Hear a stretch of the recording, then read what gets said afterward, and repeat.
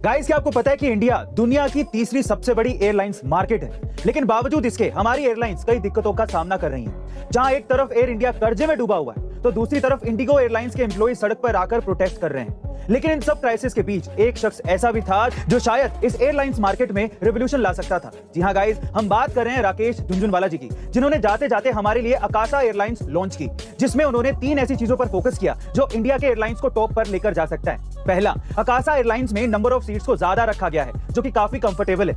दूसरा, अकाशा एयरलाइंस एक ऐसे मॉडल पर काम कर रहा है जिसमें वो आपको सबसे सस्ते दामों में फ्लाई करवाएगा। और तीसरा, अकाशा एयरलाइंस ने पहली बार अपने एम्प्लॉइज के कंफर्ट के बारे में भी सोचा, जिसमें वो उनको कंफर्टेबल जैकेट्स और अच्छे ट्राउजर्स प्रोवाइड कराएगा। गाइस, मतलब साफ है कि राकेश झुनझुनवाला जी की अकाशा एयरलाइंस अब इंडियन एयरलाइंस में राज करने के लिए तैयारी में है। पर आपका इसके बारे में क्या ख्याल है, कमेंट सेक्शन में जरूर लिखिएगा।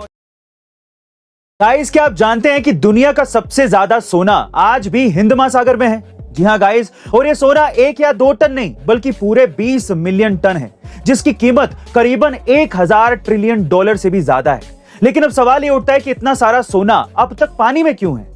दरअसल ये जो सोना है वो बहुत ही स्मॉल पार्टिकल्स में है, इसीलिए इसे समंदर से निकालना बहुत मुश्किल है, पर नामुमकिन नहीं है, क्योंकि साल 1980 में कुछ विदेशी कंपनियों ने इसे निकालने में कामयाबी हासिल कर ली थी। मतलब कि वो इस सोने को निकालने का तरीका जान चुके थे, लेकिन लालच के चलते वो इस सोने को लेकर भाग गए, जिसकी वजह से आज तक उस सोने को पानी से अलग कैसे करना है इसका तरीका पता नहीं चल पाया है। गाइस, आज भी करोड़ों टन सोना हिंद महासागर में तैर रहा है, लेकिन इसे वहां से निकालना आज भी राज बना हुआ है। वैसे गाइस, आपका इस सोने से भरे महासागर के बारे में क्या ख्याल है, कमेंट सेक्शन में जरूर लिखेगा।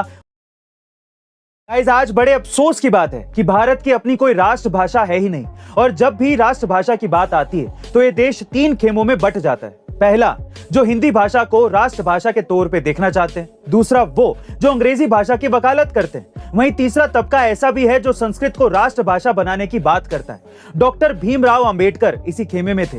हिंदी अंग्रेजी भाषा के विवाद को खत्म करने के लिए बाबा साहेब संस्कृत को राष्ट्रभाषा बनते देखना चाहते थे। वो ये कहते थे कि संस्कृत सभी भारतीय भाषाओं की जड़ है, जो सभी क्षेत्रीय भाषाओं के बीच एकता की कड़ी का काम करेगी। आप में से कईयों को यह सुनकर आश्चर्य हो सकता है, लेकिन साल 1949 में जब संसद में राष्ट्रभाषा पर बहस चल रही थी, तब बाबा साहब अंबेडकर और नसरुद्दीन अहमद 2 ऐसे नेता थे जिन्होंने संस्कृत का पक्ष लिया था। वैसे गाइस, आपके हिसाब से कौन सी भाषा राष्ट्रभाषा बनने लायक है, कमेंट सेक्शन में जरूर लिखिएगा।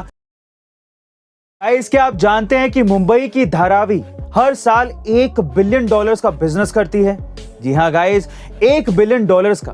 कहने में तो धारावी एशिया का सबसे बड़ा स्लम एरिया है, लेकिन यह स्लम एरिया किसी अली बाबा के खजाने से कम नहीं है, क्योंकि यहाँ तकरीबन 20,000 छोटी फैक्ट्रियां चलती हैं, जिसमें garments, plastic recycling, leather products, soap making, pottery making जैसे कई सारे छोटे छोटे बिजनेस चलते हैं। और इन सब बिजनेसेस का साल भर का टर्नओवर करोड़ों में है। इतना ही नहीं, धारावी में तकरीबन 10 लाख लोग रहते हैं, और वो सब के सब इन बिजनेसेस के लिए काम करते हैं। वैसे गाइस, क्या आप इससे पहले तक मुंबई के धारावी के बारे में फैक्ट जानते थे? और अगर नहीं तो कमेंट सेक्शन में जरूर लिखिएगा, और ऐसे अमेजिंग वीडियोस के लिए A2 मोटिवेशन चैनल को सब्सक्राइब जरूर कर लीजिएगा।